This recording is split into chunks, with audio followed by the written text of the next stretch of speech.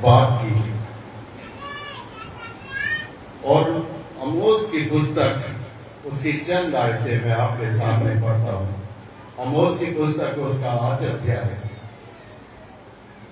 और उसकी 9 आयत से और 13 आयत तक मैं आपके सामने पढ़ता हूं। बड़े गौर से सुनने वाली बातें हैं। परमेश्वर का हर एक वचन बहुत कीमती है, हमारे आभूषण से भी ज्यादा कीमती।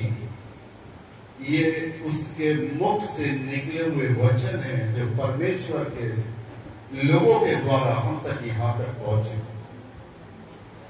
और यहां पर हमने देखते कि इंसान के साथ क्या, हम हर गर्मी में हर सर्दी में हमने ये देखा है कि इतने साल का रिकॉर्ड टूट गया। एक साइकिल को हम देखते हैं, साइकिल का पहिया जैसे घूमता है फिर उसी जगह पर आ जाता है। परमेश्वर मुझसे आपसे बात करता है और बात करने के अनुसार वो हमसे कुछ हुक्म भी देता है, कुछ काम। मैंने पहले से बताता चला आ रहा हूं कि हम पृथ्वी पर आते हैं, जन्म लेते हैं, तो जन्म लेने का कोई ना कोई मकसद होता है। ऐसे ही हम जन्म नहीं लेते कि जन्म लिया, थोड़े दिन हमने देखे, अपने बाल बच्चों में रहे और हम चले गए इस दुनिया से। क्या देखा, क्या करा, क्या खाया, क्या करा, क्या किसी के साथ कोई अगर हम देखते हैं कि परमेश्वर ने हम सब लोगों को कुछ न कुछ काम का हुक्म दिया है। मैं चंद आयतें अपने टॉपिक पे जाने से पहले चंद आयतें आपके सामने पढ़ता हूं। परमेश्वर का वचन उसका 8 अध्याय और उसकी 9 आयत से 13 आयत तक आपके सामने पढ़ता हूं। और यहाँ पे वचन बताता है, परमेश्वर यहोवा की ये वाणी है, उस समय में सूर्य को दोपहर के समय अस्त करूंगा और इस देश को दिन दोपहरी अंधियारा कर दूंगा। मैं तुम्हारे पर्वों को के उत्सव को दूर करके विलाप कराऊंगा और तुम्हारे सब गीतों को दूर करके विलाप के गीत गवाऊंगा। मैं तुम सब की कटी में छाछ बंधाऊंगा और तुम सब के सिरों को मुड़ाऊंगा और ऐसा विलाप कराऊंगा जैसा इकलौते के लिए होता है, और उसका अंत कठिन दुख के दिन का सा होगा। परमेश्वर यहोवा की ये वाणी है, देखो ऐसे दिन आते हैं जब मैं इस देश में महंगी करूंगा, महंगी का मतलब अर्थात महंगी करूंगा, उसमें ना तो अन्न की भूख और ना पानी की प्यास होगी, परंतु यहोवा के वचनों को सुनने की भूख प्यास होगी। लोग यहोवा के वचन की खोज में समुद्र से समुद्र तक, उत्तर से पूरब तक मारे मारे फिरेंगे, परंतु उसको न पाएंगे। उस समय सुंदर कुमारियों और जवान पुरुष दोनों प्यास के मारे मूर्छा खाएंगे। जो लोग समरिया के पाप मूल देवता की शपथ खाते हैं और जो कहते हैं दान के देवता के जीवन की शपथ, बेशर्मा के पंथ की शपथ, वे लोग सब गिर पड़ेंगे और फिर ना उठेंगे। परमेश्वर के वचन से दूर होने का मतलब है हम परमेश्वर के उन आदेशों की उल्लंघना करते हैं, परमेश्वर के वायदों पर नहीं चलते। हमारा कोई मकसद होता है परमेश्वर की मंडली में बैठना या परमेश्वर की हैकल में जाकर परमेश्वर की इबादत में शामिल हो, और उस मकसद का ये मतलब होता है कि हम ऐसे ही आ गए। जो परमेश्वर का वचन है, जो हमारे लिए बोया गया है, लिखा गया है, हमसे बातें परमेश्वर करना चाहता है, वो हमारे पास नहीं है। हमारा एक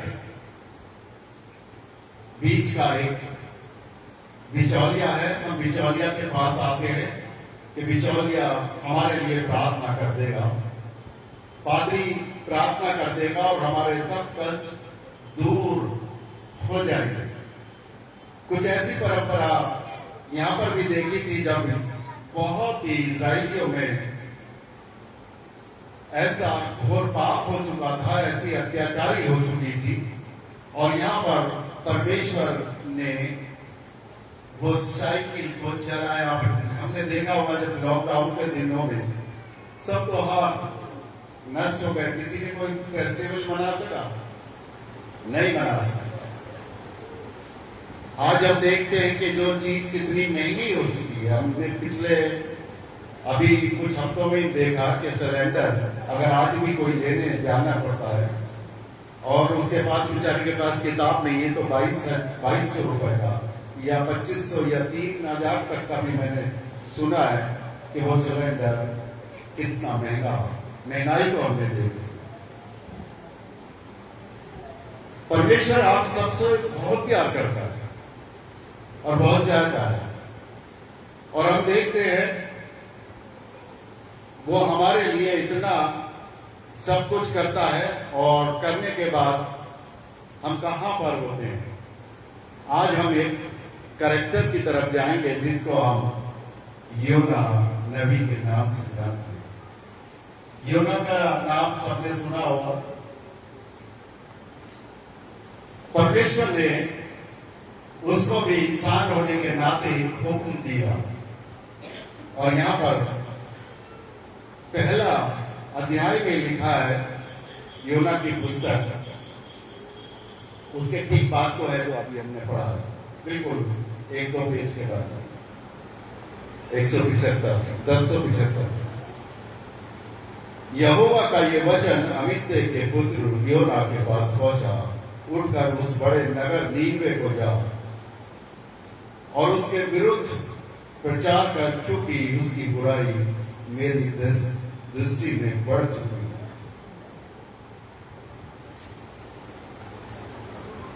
मैं कह रहा था हम सब लोगों को लिए परमेश्वर ने कोई हुक्म दिया है।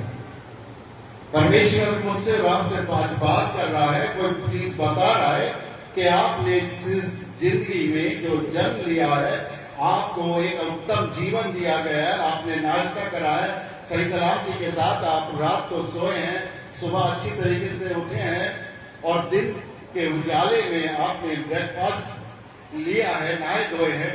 फिर आपको एक काम करना है। क्या काम करना है? किसी को परमेश्वर ने कोई सेविकाई दी है, अपनी नौकरी के साथ साथ हमको क्या करना है? एक पेट पालने के लिए, परिवार को पालने के लिए हमें कोई ना कोई नौकरी तो करनी पड़ती है जो परमेश्वर की तरफ से दी जाती है। कोई व्यवसाय करना पड़ता है जो परमेश्वर की तरफ से दिया जाता है, और उस पर कभी कभी ऐसा होता है कि हम नजरअंदाज कर देते हैं। जैसे योना नबी जो परमेश्वर ने उससे बात करी, उसके पास वचन पहुंचा, और ये पहुंचा कि तू वहां पर कहां पर जाएगा? कहां पर जाएगा?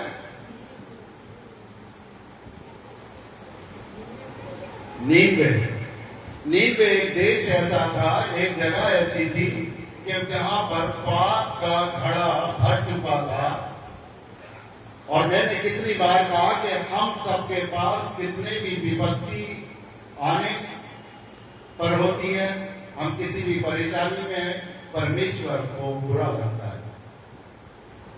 परमेश्वर ये नहीं चाहता कि हमको कुछ भी परेशानी हो, क्योंकि हम पाप में फंसे हुए थे, दलदल में फंसे हुए थे। हमारे बुजुर्ग पापी थे, और हम पापियों के कारण परमेश्वर इस धरती के ऊपर प्रकट हुआ अपना जन्म देकर। उससे पहले कई चीजें हमें देखने को मिली। मूसा के जरिए बहुत बड़े बड़े चमत्कार हुए,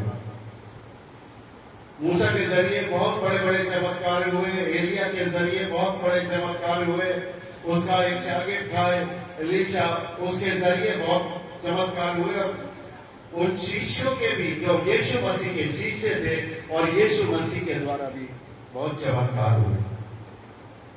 आखिरकार इन चमत्कारों को देखकर हम सब लोग का इतना तो पा चुके कि शायद हम चमत्कारों में ही फंस गए रहे। आज पब्लिक खुदा से मिलने के लिए आती, कितनी आती। हमने देखा है परमेश्वर ने आज जो जीवित आपको रखा है, आपके घर में जो आशीषें दी है, आप परमेश्वर से मिलने के लिए कितना आते हैं। हम उन चमत्कारों को देखने के लिए आते हैं कि चर्च में जाते हैं तो हमारे लिए बीमारी दूर हो जाएगी। हमारे घर में धन नहीं है तो दूर हो जाएगा, धन आ जाएगा, सब कुछ करेगा। जिस परमेश्वर ने आपको जीवन दिया है, जिस परमेश्वर ने आपको आज तक जिंदा की जमीन पर जिंदा रखा है, वो आपको उससे भी बड़ी चीज देगा, देने जा रहा है। लेकिन आपका विश्वास के ऊपर, आपके जीवन में जो बिचौलियां गिरी है, जो बिचौलिए हैं, उनको दूर करके, क्योंकि आपका डायरेक्ट संबंध परमेश्वर ने डायरेक्ट आपसे जोड़ लिया है, डायरेक्ट नाता जोड़ लिया है। जब मसीह इस दुनिया के अंदर आया, जब प्रभु इस दुनिया के अंदर यीशु मसीह के रूप में हमको यहाँ पर दिखाई दिए, वो सारे बिचौलिए गायब हो गए जो बिचौलिए हुआ करते थे। बिचौलिए का मतलब है कि आपको लूटना, आपको अपनी जेब से कुछ खर्च करना पड़ेगा। और यहां पर फ्री में यीशु मसीह आपके जिंदगी में आना चाहते हैं, आपकी बीमारियों को बदलना चाहते हैं, आपके शरीर को बदलना चाहते हैं, आपके अंदर वो ताकत देना चाहते हैं जिसके आप काबिल। योना नबी को एक हुक्म दिया, नीनवे शहर जिसमें पापी हुआ करते हैं, बहुत ही वो 40 दिन का टाइम दिया। उससे कहा कि मैं 40 दिन के बाद नीनवे शहर को खत्म करने के लिए जा रहा हूं।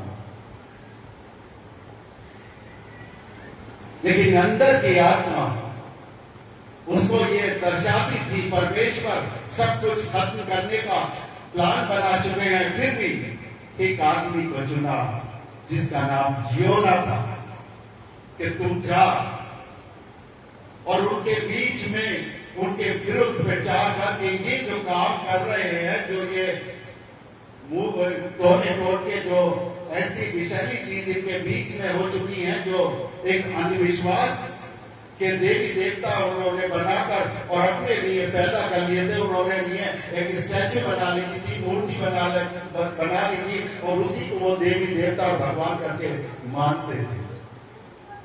परमेश्वर का क्रोध उन पे भड़कता है कि ये जिंदा खुदा को ना मानकर उनको अपने तरफ से, अपने हाथ से जो उन्होंने मूर्तियां बनाई थी, अपने हाथ से जो चीज करी थी और जो काम करने के लिए मैंने मना करा था, वही काम करते आ रहे। 40 दिन का समय, 40 दिन के बाद नीनवे शहर खत्म हो जाएगा, उससे कहला के भी। और शैतान ने उसके बीच में आके काम करा, उसको नीनवे जाना था, लेकिन वो तर्शीश के जहाज में जाके बैठ गया। जा नहीं है खुदा के उस आदेश को, खुदा के उस हुक्म को नजरअंदाज किया और उसने अपने आप को सोचा कि मैं जो अपने दिमाग से काम कर रहा हूं, जो मेरा दिमाग कर रहा है कि कहां जाना है, क्योंकि वो परमेश्वर को नहीं पहचाना था। परमेश्वर उसको बंद कमरे में भी देख रहा है, हम सबको देखता है। हमारी एक छोटी सी गलती हमें बहुत बड़ी आफत में डाल देती है, लेकिन फिर भी वो दुखी होता है। हमें परेशानी में देख के, हमें बुखार में देख के, हमारे पास कोई भी पैसा नहीं है, हमारे घर की सारी चीज गायब हो चुकी है, फिर भी वो परेशान होता है। आप जानना चाहूंगा, आपको पता होना चाहिए वो परमेश्वर, क्योंकि उसकी जिंदगी आपकी जो जिंदगी दी है उस परमेश्वर की दी हुई जिंदगी है। वो हमारी जिंदगी को बनाने वाला है, वो हमारे शरीर की रचना करने वाला है। इसलिए आज वो परेशान है। मेरे और आपके जीवन से अगर हम हंसते हैं तो उसको खुशी होती है, वो हंसता है। अगर हम दुखी होते हैं तो वो दुखी होता है। वो ऐसा परमेश्वर है। वो ऐसा परमेश्वर नहीं है कि आपको शांत करने वाला। वो हर सूरत में मुझे और आपको बचाने वाला है। हर सूरत में वो ताकत देने वाला है। और वो ऐसी ताकत, वो किसी के पास ताकत नहीं है। जो परमेश्वर की ताकत हमें मिलती है, जो स्पिरिचुअल ताकत हमें मिलती है, वो परमेश्वर की तरफ से है।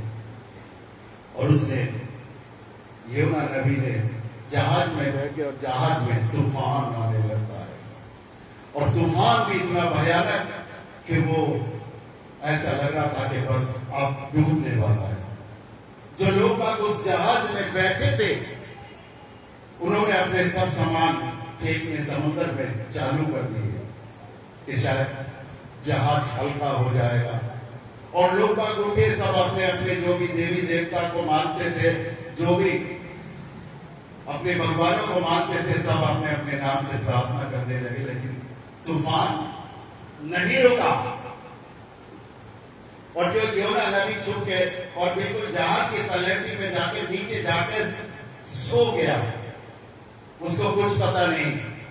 उसको ये पता है कि मैं यहां पर छुप के और तर्शीश के जहाज में बैठ जाऊंगा और वहां पर पहुंच जाऊंगा। लेकिन ऐसी बात नहीं है कि वो जाना क्यों नहीं चाहता था। सवाल उठता है वो क्यों? वो जा सकता था, लेकिन उसके अंदर एक घबराहट थी। वो अपने आप को ताकतवर नहीं समझता था। उसके अंदर एक कमी थी परमेश्वर की। वो बात को वो कदर नहीं करी। उसने वो ताकत को नहीं समझा जो परमेश्वर का हुक्म है कि तू वहां पर चला जा। परमेश्वर ही ताकत उसको देने वाला, क्योंकि वो वहां के लोगों से, नीचे के लोगों से डरता था। इतना खतरनाक इलाका बन चुका था। अगर हम कहते हैं कि भाई जम्मू कश्मीर में आतंकवादी रहते हैं और वहां पे आतंकवादी आए होते, तो हमारा मन नहीं करता ना कि जम्मू कश्मीर जाने का, क्योंकि एक डर हमारे बीच में जो आता है कि वहां पर जाएंगे तो आतंकवादी हमको मार डालेंगे। इसी तरीके से वो डर और खौफ उसके अंदर आ चुका था। शैतान ने अपना कब्जा उसको कर लिया था। वो भूल चुका था जो परमेश्वर है वो सेनाओं का यहोवा है, वही जीत दिलाने वाला है। और उस परमेश्वर ने यहां पर अपनी महिमा को दिखाना था। वो परमेश्वर के बातों को छोड़कर और उसके लिए पिता परमेश्वर की वो बातों को छोड़कर और वो जहाज में जाकर सो गया। और वहां पे बहुत हंगामा होने लगा, जहाज में बहुत हंगामा होने लगा। और सब लोग बात सामान जैसे फेंका, जैसे इसी तरीके से अपने अपने तरीके से लोग प्रार्थना करने लगी। लेकिन एक जो जहाज को चलाने वाला था, जो एक टीम होती है, वो योना नबी के पास भी पहुंचे और फिर तू सो रहा है, चल उठ और अपने ईश्वर से प्रार्थना कर। उसका परिचय लेने लगे कि तू कौन है, कहां से आया और कहां जाता है। उसने सारी बात बताई। वहां पर परमेश्वर का वचन उसके अंदर था, सत्य।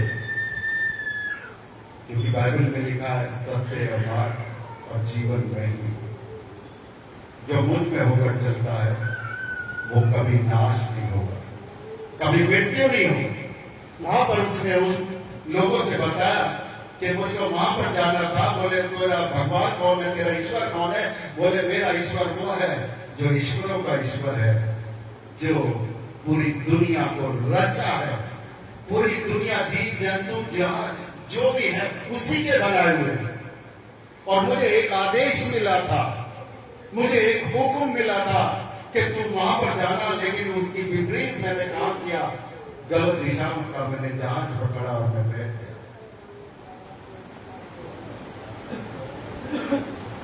वो कहने लगा कि तुम लोगों को सुरक्षित पहुंचाओगे, सिर्फ एक काम करो कि तुम मुझे उठाकर इस समुद्र में फेंक दो। उस समुद्र में मुझे फेंक दो। सब लोग घबरा गए कि ये कैसा होगा, ये तो एक हत्या हमारे ऊपर पड़ जाएगी और शायद हो सकता है कि ईश्वर हमको माफ नहीं करेगा और हमें हमारे हाथों में खून आ जाएगा। बोले नहीं, तुम मुझे फेंको, इसका दूसरा कोई उपचार नहीं। यह परमेश्वर का वचन उसके अंदर काम करता था। उसने कहा था जैसे हुक्म को मैंने छोड़ा है और अगर जिंदगी रही तो परमेश्वर ही मुझे बचाने वाला होगा। और वहां पर हम देखते हैं, जो हम बचपन से सुनते आए, एक बड़ी मछली का मुंह। लेकिन बाइबल बताती है कि मगरमच्छ नाम लिखा है, मगरमच्छ ने जैसे ही फेंका उसने अपने मुंह में ले लिया। परमेश्वर की महिमा होनी थी, इस समय हो रही है, मेरे और आपके साथ भी होगी है। जब कभी भी परेशानी में पड़ जाते हैं, विपत्ति में पड़ जाते हैं और उसको सच्चे दिल से याद करते हैं, परमेश्वर आपको लपक लेता है, परमेश्वर आपकी परेशानियों को दूर करता है। जहां कितनी भी बहनें यहां पर बैठी होंगी और उन्होंने गवाही भी दी है, कितने भाई लोग यहाँ पर बैठे हुए जो उनकी जिंदगियों में काम किए, छोटी सी जिंदगी में उन्होंने काम किया। इस बेटे को विश्वास है, ये जो ग्राम लठीरा से आए हुए जिन्होंने बोला, इनको विश्वास है कि परमेश्वर वो जिंदा परमेश्वर है और मेरे घर में जो परेशानी है वो दूर हो जाएगी प्रभु यीशु मसीह के नाम से। इसका विश्वास ही इसके घर को सही करने वाला है। और जब हम अपने विश्वास में मजबूत होते हैं, अपने विश्वास में कामयाब होते हैं, परमेश्वर मेरे और आपके साथ में होता है। और यहां पर हम देखते हैं जैसे ही वो उसको डाला, मगरमच्छ ने उसको ले लिया। अब उसकी जिंदगी का दूसरी जिंदगी, एक मछली के पेट में रहना या मगरमच्छ के पेट में रहना, क्या आप जान सकते हैं वो आदमी जिंदा रह सकता है? वो भी 3 दिन।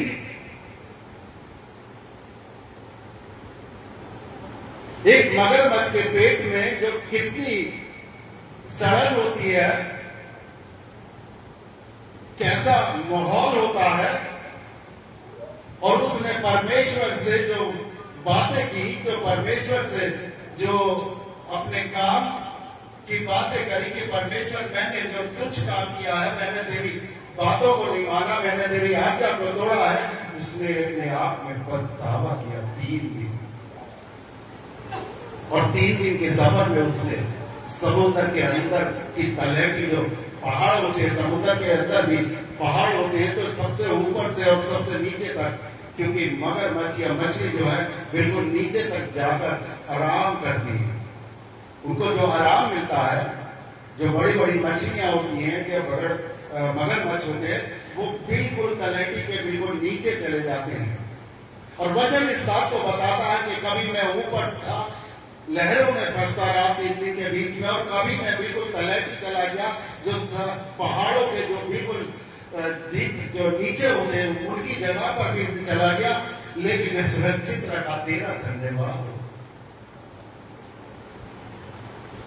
उसका सफर, और वो आदमी जिंदा है, उसको ये भी पता नहीं था कि अब मैं चला गया, अब तो मैं यहां पर ही मर जाऊंगा, मुझे ये खा लेगा, मुझे ऐसा साथ होगी, उसको ये विश्वास नहीं था। लेकिन परमेश्वर की तरफ से विश्वास था, मुझे परमेश्वर की पछतावा करना है। क्या मैं और आप पछतावा करते हैं? हमसे कोई गलत कार्य हो गया, क्या अपने दुश्मनों से अगर हमने लड़ाई लड़ी, क्या हम पछतावा करते हैं कि हमने वो भी हमारा भाई है? ताकत लेना चाहें तो ताकत मुझे और आपको परमेश्वर देने के लिए आज तैयार है। लेकिन जैसा मैं पिछली बार कह रहा था, परमेश्वर ने एक हुक्म दिया कि तू अपनी क्रूस को उठा। हम क्रूस को ना उठा के कुछ और चीजें उठा लेते हैं, हम मांगने लगते कुछ और। आज चर्च में आने की वजह क्या है? परमेश्वर से मिलने का कोई मतलब नहीं, सिर्फ अपनी जो चीजें हैं उनको दुरुस्त करना है। पहले ए सीखा जाता है, फिर उसके बाद बी पर आते, फिर जेड तक जाते हैं। और कोई भी अगर जेड पहले सीख लेता तो ABCD उसको आ जाएगी? नहीं आ पाता। हम कोशिश करते हैं क्योंकि हमारे बीच में जो प्रचार आ चुका है, हमारे बीच में जो बाइबल पढ़ने की जो आदत हो चुकी है, उसको शॉर्टकट बना दिया, रेडीमेड बना दिया। हमें सुनने की आदत नहीं है। हमें हमारे बीच में जो हमारी जिंदगियों में जो एक दिखावा है, वो दिखावा सिर्फ यूं ही है, उन पे मनन करने की बात नहीं। न थोड़ा सा इससे हट के बाइबल का ही बात है। हम जानते होंगे एलिया नबी कितना ताकतवर और परमेश्वर उससे बात करता था। उसका चेला था एलीशा, वो भी सबको पता होगा।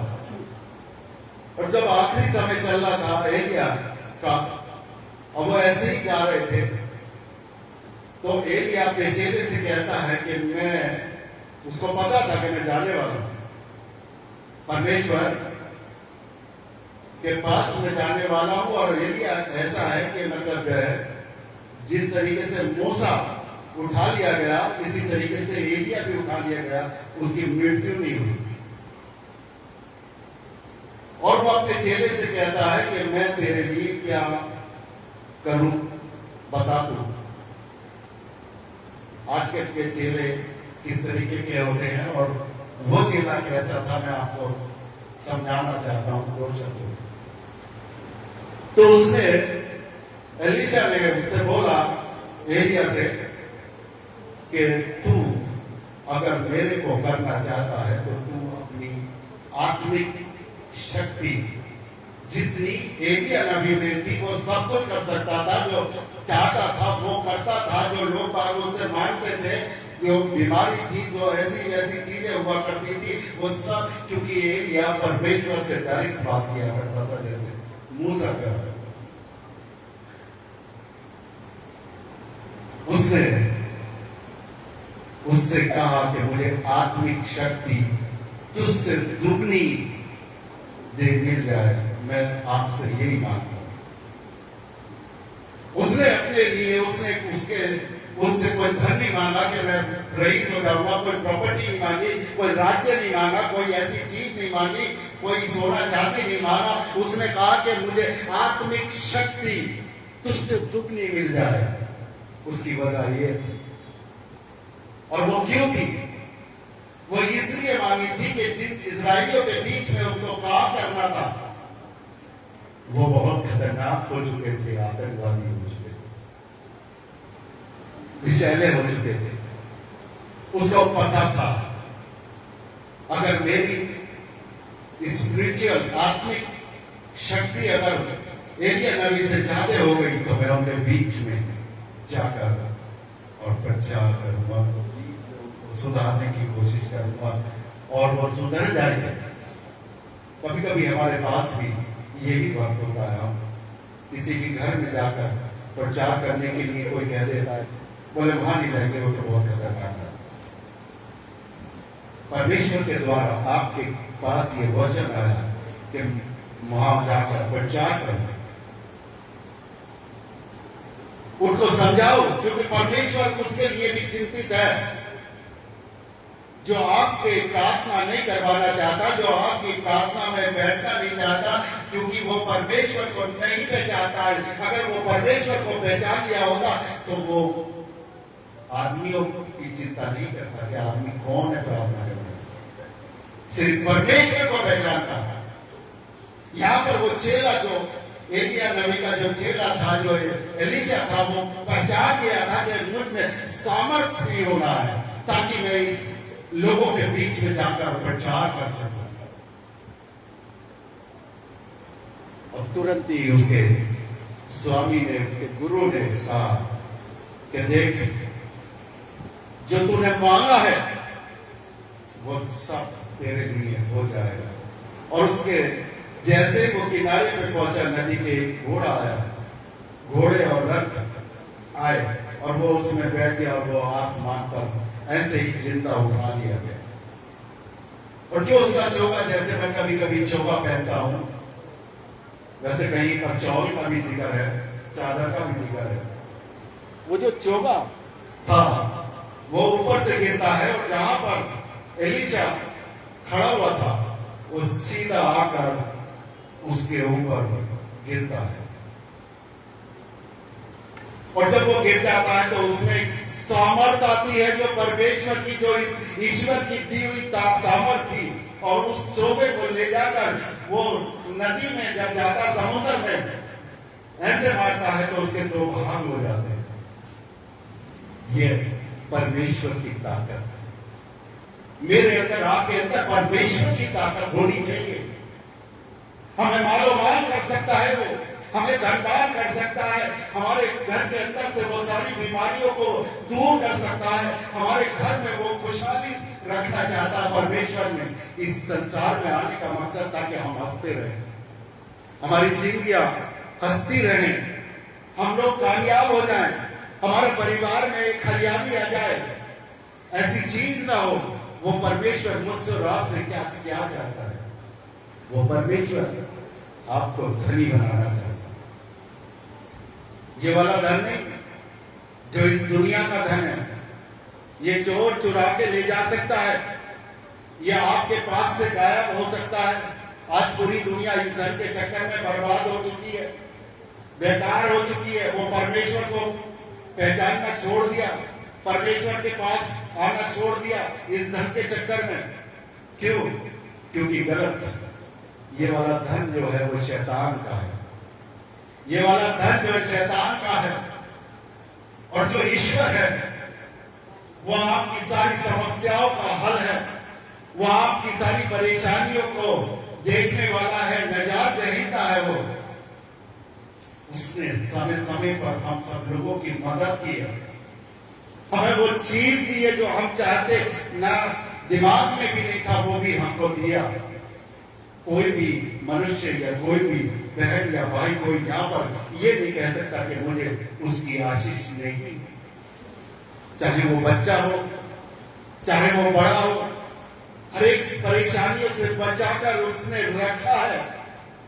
हम सब लोगों का नाम सुनहरे अक्षरों में लिखा जाता है कि ये उस परमेश्वर के मानने वाले हैं जिनका परमेश्वर जमीन के नीचे दबा हुआ नहीं है, वो आज भी जिंदा है। जो जिंदा परमेश्वर, उसका इतिहास गवाह है, उसके सारे धर्म गवाही देते हैं, सारे मनुष्य जितने भी देवी देवता है सबने उसकी गवाही दी है कि वही है आखिरी विकल्प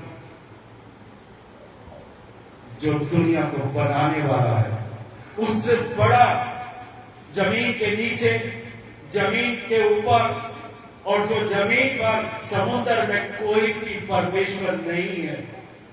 उसका नाम आला है, उसका नाम बड़ा है। वो ऐसा परमेश्वर मेरे और आपके पास रहता है, इसीलिए हमारा नाम उसने सुनहरी अक्षरों में लिख रखा है। हम भूल जाते हैं, इसलिए परमेश्वर ने नींवे को बर्बाद करने की सोची थी कि हो सकता है कि ये मनुष्य जिसको मैं ऑर्डर दे रहा हूं, जिससे मैं बोल रहा हूं, ये जाकर उनको समझाए, ये बताए कि मैं कौन हूं, मेरी ताकत कितनी है। वो ताकत पर बनाना चाहता था, लेकिन वो ताकत को बर्बाद करना चाहते थे, नहीं समझना चाहते थे। और जब योना नबी जाता है, जब अपने 3 दिन के बाद जो समुद्र से निकलकर और तट पर उसको, योना नबी को मुंह से निकाल देता है। कितनी बड़ी परमेश्वर का चमत्कार, मिरेकल, चमत्कार।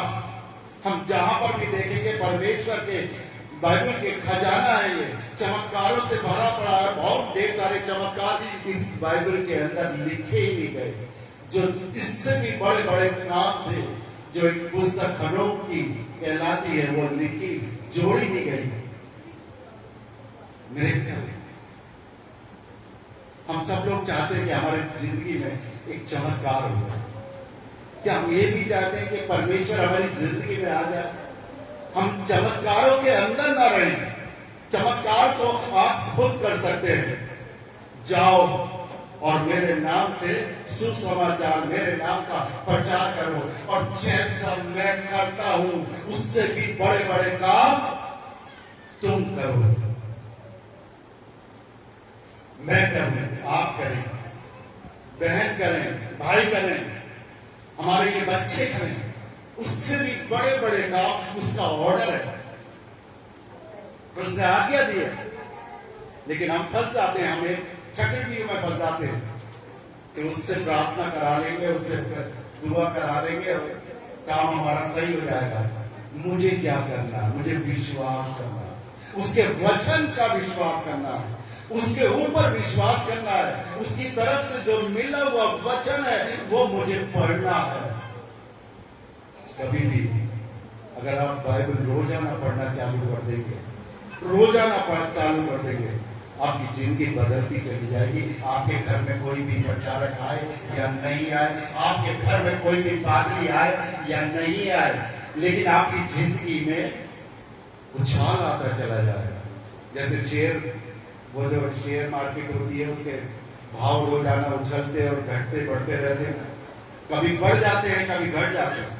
उसी तरीके से हमारा जो शेयर मार्केट है वो डाउन होता चला जाता है जब हम परमेश्वर की तरफ को निगाह करने बंद कर देते हैं, उसकी तरफ विश्वास करने बंद कर देते हैं, और हमारा जो विश्वास आदमियों के ऊपर आ जाता है, औरों के ऊपर आ जाता है, जो परमेश्वर की तरफ से नहीं होते, जो परमेश्वर की तरफ से नहीं होते, वो आपको गलत गलत रास्ते की शिक्षा देते हैं।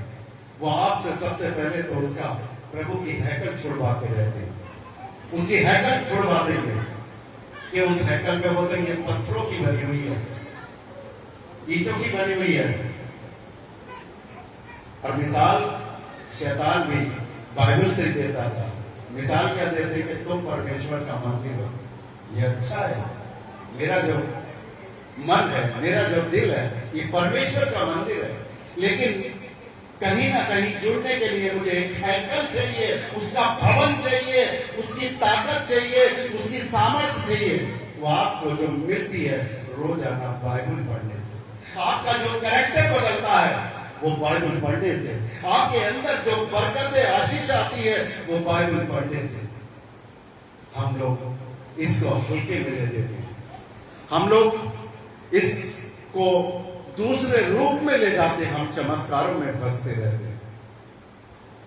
और ये योना नबी जो समंदर के आके अब तट पर आ गया, उसको पछतावा हुआ, उसने परमेश्वर से प्रार्थना की, उसने कहा कि तूने मेरे लिए क्या कर दिया? मैं 3 दिन कैसे मेरे बीते, सड़क थी, बहुत बुरी अवस्था थी, उसको शायद सांस भी ना लिया जा रहा हो, लेकिन परमेश्वर ने फिर उस पर रहम खाया और उसको समुद्र के तट पर लाकर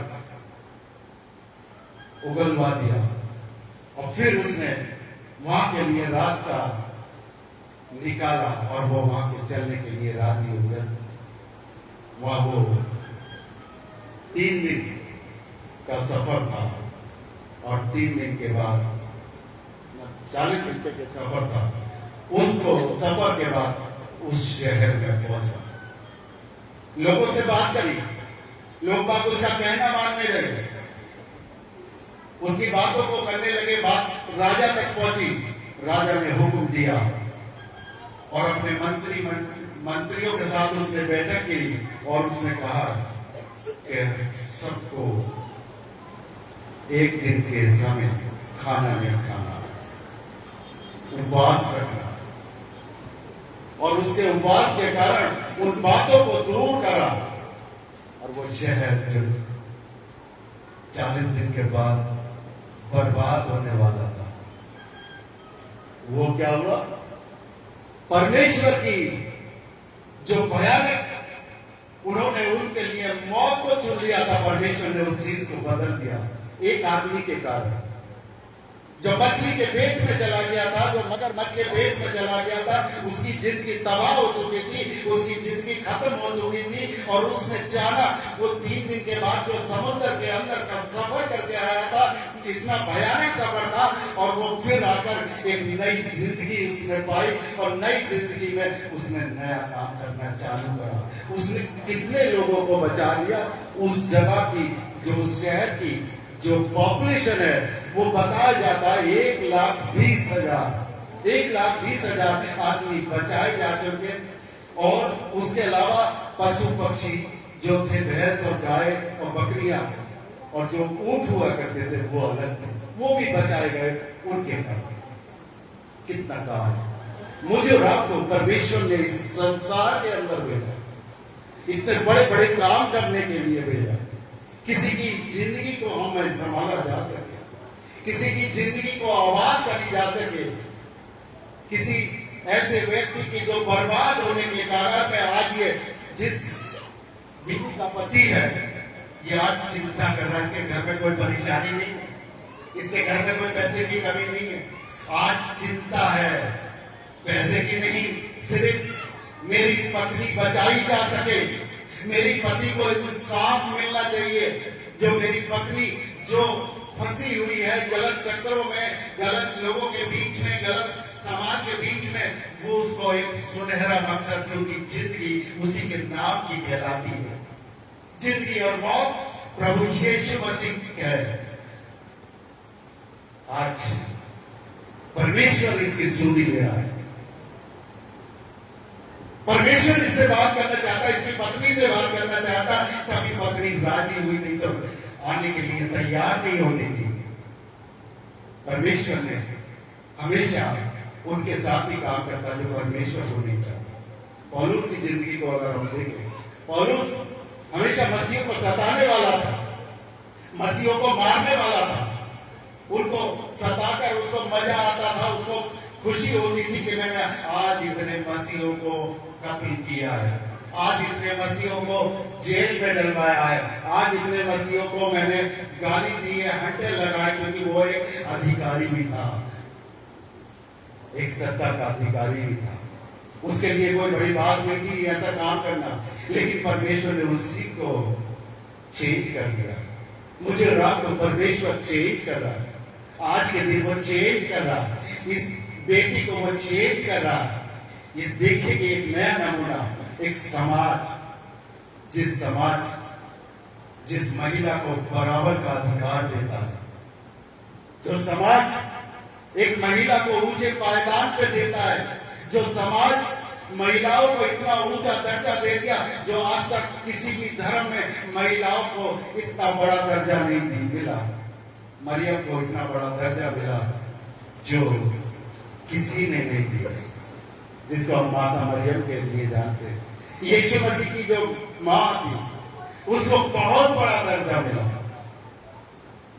जिसकी गवाही नहीं सुनी जाती थी, जिसकी अदालत कोई भी बात नहीं सुनने के लिए राजी होती थी, उसको नकारा जाता था, उसको दर्जा मिला। वो महिलाएं परमेश्वर की आशीष का कारण, वो महिलाएं उस दर्जे को देखती हैं, उन आशीषों को देखती हैं, चाहे तुम मेरे पीछे हो, बाकी की सारी चीजें तुम्हें यूं ही मिल जाएंगी। परमेश्वर ने कितना आसान करके यूं ही मिल जाएगी, जिसको आपको ख्वाब भी नहीं, जो आपको ख्वाब भी नहीं था, वो आपके लिए ऐसा हो जाएगा। परमेश्वर के ऊपर विश्वास करके देखिएगा। जो परमेश्वर ने आपको ऑर्डर दिया, परमेश्वर ने आपसे ये लिखा कि सुबह उठ के और अपने घर में जाके और चुगली करने लगो, किसी के खिलाफ कोई षड्यंत्र रचने लगो। परमेश्वर ने आपसे ये नहीं कहा कि किसी के भी खिलाफ आप मारपीट करने लगो, किसी के खिलाफ आप झूठी गवाही दे दो। परमेश्वर ने नहीं कहा। परमेश्वर ने कहा कि एक अपने जीवन पे आज उठे हो, अच्छी तरीके से तुम परमेश्वर को याद करो, नहाओ धो, उस परमेश्वर के वचन को याद करो। और जो भी समाज में तुम्हें सेविकाई मिली है, अगर तुम अस्पताल में हो, अगर तुम टीचर में हो, अगर नगर पालिका में हो, कहीं पर भी हो, अपनी ड्यूटी को ईमानदारी के साथ करो, उस पाबंदी के साथ करो जो अधिकारी आपको दी है। ये आपकी ड्यूटी है। आपके अंदर चेंज आता चला जाएगा, वो ताकत आपको मिल जाएगी, आपके घर में वो बारिश होती चली जाएगी, आपके घर में जो बीमारी है शरीर के अंदर वो सब कमी होती चली जाएगी। आज हम सबके लिए एक बहुत बड़ी उम्मीद है और बहुत बड़ी ताकत आज परमेश्वर मुझे आपको देना चाहते हैं, जिस ताकत को हम लेना चाहते हैं। परमेश्वर हम सबके लिए क्या करने आया था, और वो परमेश्वर जो मेरे और आपके लिए करने आया था, वो यही करने पे आया था कि अनुग्रह उड़ेल करके परमेश्वर मेरे और आपके ऊपर गया, और वो जीवन की ताकत, जो आत्मिक शक्ति जो आत्मा से हमको मिलती है, वो पावर, वो स्पिरिचुअल पावर हम सबको मिलना चाहिए। ये हमारा एक अधिकार है। अगर हम परमेश्वर के घराने के, अगर हम याकूब के घराने के हैं, हम इस्राएल वंशज में आते हैं, तो ये हमारा एक अधिकार है कि वो ताकत, आत्मिक ताकत को हमें बढ़ाना, ताकि हम दूसरों की जिंदगियों को भी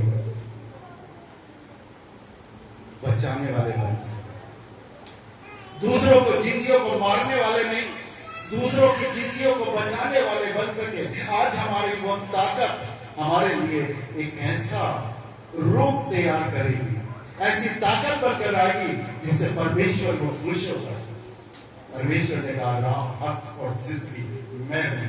जो मुझ पर विश्वास करेगा, जो मुझ पर विश्वास करेगा, वो हलाक ना होगा परंतु अनंत जीवन पाएगा। वो अनंत जीवन है क्या?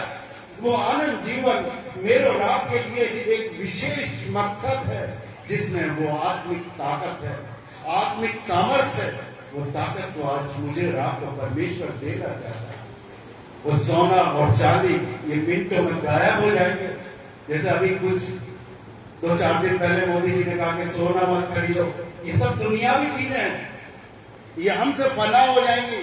मरने के बाद 1 ग्राम सोना भी मेरे और आपके साथ नहीं जाएगा कोई जबरदस्ती। अगर औलाद ने अगर कोई भी बुंदा पहन रखा या वो पहन रखा, अगर दबा भी दिया तो वो हमारे किस काम का? क्योंकि ये शरीर भी हमारा नहीं है, ये शरीर मेरा और आपका नहीं है। सोचना का विषय ये है, सबसे पहले हमें ये सोचना चाहिए, जिस शरीर के ऊपर मुझे और आपको बहुत घमंड होता है, बहुत ताकत होती है कि मैं इतना सुंदर हूं, मैं इतना गोरा हूं, मैं इतना काला हूं, मैं ऐसा हूं, वैसा हूं, ये घमंड हमारे लिए सब व्यर्थ है।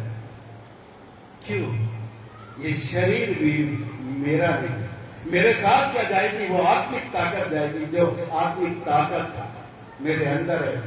क्योंकि परमेश्वर की एक चीज है हमारे शरीर के अंदर, जिसको हम आत्मा बोलते हैं। तभी तो हम कहते हैं अपने शरीर को गंदा मत करो, अपने शरीर को गंदा मत करो, क्योंकि ये जो मट्टी बन जाएगा, लेकिन इसके अंदर जो शरीर के अंदर जो प्रवेश करती है, जिसको हम कहते हैं कि ये परमेश्वर का मंदिर है, वो आत्मा है। क्योंकि वो चीज हमको स्वर्ग से मिलती है।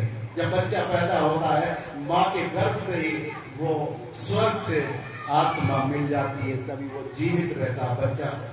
डॉक्टर बताने लगता है, जब इस दुनिया के अंदर भी नहीं आता, और डॉक्टर जब देखता है, उसकी जांच करता है, तो डॉक्टर बताने लगता है कि बच्चा जिंदा है, वो हस्त पुष्ट है, उसको भोजन मिल रहा है। ये परमेश्वर की ताकत है, परमेश्वर का चमत्कार है, जो पेट के अंदर अभी बाहर भी नहीं निकला है, लेकिन वो डॉक्टरों के जरिए हमें खुशखबरी मिलती रहती है कि बच्चा जीवित है, बच्चा खेल रहा है, बच्चा खेलता भी है। जैसे जमीन पर आके बच्चा खेलता है, माँ के गर्भ में वो खेलता है, माँ के गर्भ में वो हंसता है, माँ के गर्भ में उसको रोना भी आता है, वो सब कुछ ऐसे ही करता है। माँ के पेट में वो हमेशा दौड़ भाग भी करता है। ये मिरेकल नहीं है, ये चमत्कार नहीं है तो क्या है? और उसके चमत्कार के जो करवाने वाला पिता है उसको हम समझते नहीं। जो चमत्कार करवा रहा है उसको हम नहीं समझते, उसको हम नजरअंदाज कर देते हैं, जैसे योना ने करा। जैसे योना ने उस परमेश्वर का वचन को भूल चुका था, उसने कहा कि मुझे जाने की जरूरत नहीं है, किसी दूसरे जहाज में बैठ गया। और जहाज में बैठने के बाद उसकी क्या हालत हुई, उसके बाद भी परमेश्वर ने उसको जीवन दान दिया, उसके बाद भी बचा लिया।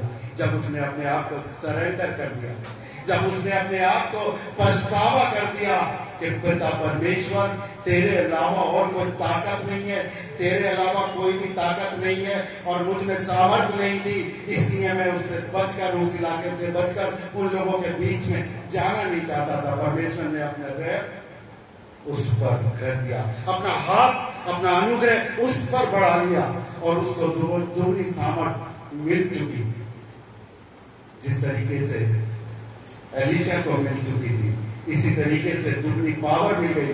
क्योंकि जब वो सोचता था कि मैं जाऊंगा और मेरी बातों को नहीं मानेंगे और मुझे ही मार काट डालेंगे, परमेश्वर का वो दूत बनकर जब वो नींद में शहर को जाता तो लोग उस पर विश्वास करने लगे, उसकी बातों को मानने लगे, क्योंकि उसमें आत्मिक पावर आ चुकी थी।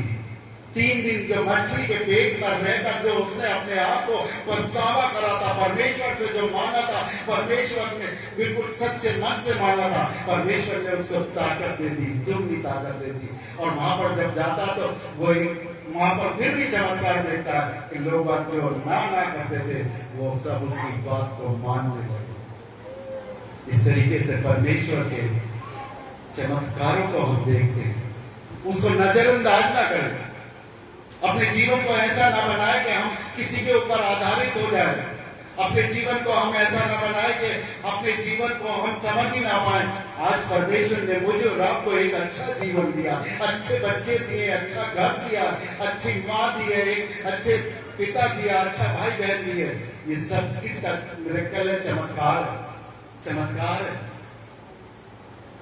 जो मेरे अंदर होकर चलता है वो सुनहरे जीवन को प्राप्त करता है, उस परमेश्वर को प्राप्त करता है। क्योंकि जो परमेश्वर जिसको हम यीशु मसीह के नाम से जानते हैं वो सेनाओं का यहोवा, हम अपने मुख से बोलते हैं वो सेनाओं का यहोवा, वो हमारे लिए रात दिन अपनी प्लानिंग करता रहता, अपने लिए काम करता रहता। उसकी कभी भी कोई चीज ऐसी नहीं है वो चैन से सो जाता, वो कभी सोता नहीं है मेरे रात के खातिर। वो हर समय मुझे रात को ताकतवर बनाने के चक्कर में रहता है। और हम अपने आप को यहाँ इस पृथ्वी पर रहकर अपने आप को कमजोर बनाते हैं, शैतान के बहकावे में आ जाते हैं, कहीं सोने के चक्कर में फंस जाते हैं, कहीं हम किसी कीमती चीजों के जो दुनियावी चीजें जो बर्बाद कर डालती हैं उनके चक्कर में हो जाते हैं, रंजिश करने लगते हैं, अपने भाई अपने ब्रदर से रंजिश करने लगते हैं, लड़ाई करने लगते हैं। वो क्या है? वो शैतान की वो चाल है, शैतान की वो हरकत है कि वो शैतान हमेशा अपने पास जो परमेश्वर के पास से हमें दूर करता रहता है। हमेशा अपने परमेश्वर को हम किस तरीके से मानते हैं, अपने परमेश्वर को हम किस तरीके से देखते हैं। आज समय है, आज प्रभु आपसे बात कर रहा है। परमेश्वर आज आपको ताकतवर बनाना चाहता है, परमेश्वर आपके बीच से वो बीमारियों को भगाना चाहता है, परमेश्वर आपके बीच से वो पैसे की कमी के कारण जो आपके घर में बंदिश चल रही है वो रोकना चाहता है। शैतान की उस चीजों को वो गायब करना चाहता है जिसके कारण शैतान ने आपके घर में एक ऐसी दीवार खड़ी कर रखी कि आपके घर से पैसा गायब हो जाए, आपके घर से बीमारियां जन्म लेती रहे। आज उसके चमत्कार की जरूरत है, क्योंकि परमेश्वर ने हमेशा आपसे बात की है, बात करता रहेगा। परमेश्वर की आशीष आपके और आपके सारे परिवार के ऊपर पड़ती रहे। सबको जय मसीह।